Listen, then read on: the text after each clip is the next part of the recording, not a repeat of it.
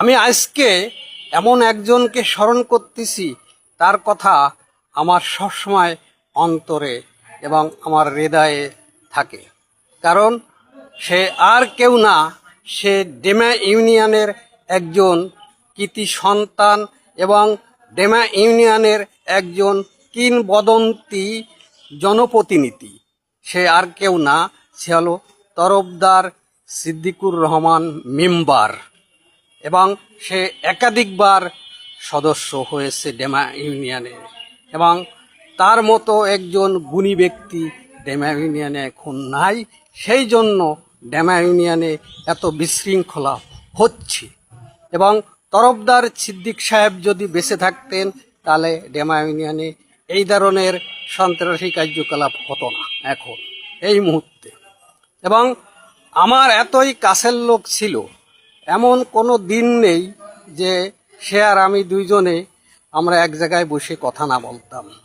আমাকে সে ফোন করতো, ফাঁকা থাকলে চলে আসো, আমি চলে যেতাম তার সাথে কথা বলতে।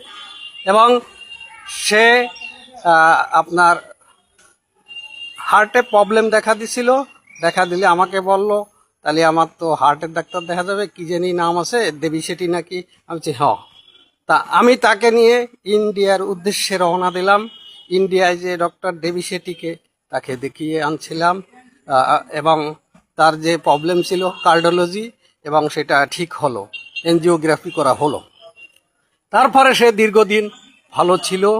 পরে আমি ঢাকায় চলে আসলাম 2010 সালে। আমি ঢাকায় এসে ফার্নিচারের ব্যবসা করলাম, ঢাকা ড্যামরাতে ফার্নিচারের ব্যবসা করলাম। আমি এখনও ঢাকায় থাকি, মাঝে মাঝে বাগেরহাট যাই। তা আমি সিদ্দিক মেম্বার মারা যাওয়ার পরে আমি খুব দুঃখ, এবং আমার একটি বুকের পাঁজর কেন জানি ভেঙে গেল। কারণ আমি তাকে এত ভালো জানতাম, আর সেও আমাকে এত ভালো জানতো। এবং আজ ডেমা ইউনিয়নে যে ঘটনাগুলো ঘটতেছে, এই সিদ্দিক মেম্বার সাহেবের মতো লোকরা যদি বেঁচে থাকতো আজকে, এই ঘটনাগুলো হতো না। কারণ এদের দূরদর্শিতার কারণে এগুলো চল্ট হতো। এবং সিদ্দিক মেম্বার সাহেব ছিল একজন সর্বজনের প্রিয় লোক, সর্বদিক দিয়ে সবাই তাকে ভালো মনের মানুষ মনে করত, সবাই বিশ্বাস করত। আসলে সেই জন্য তার নাম সিদ্দিক।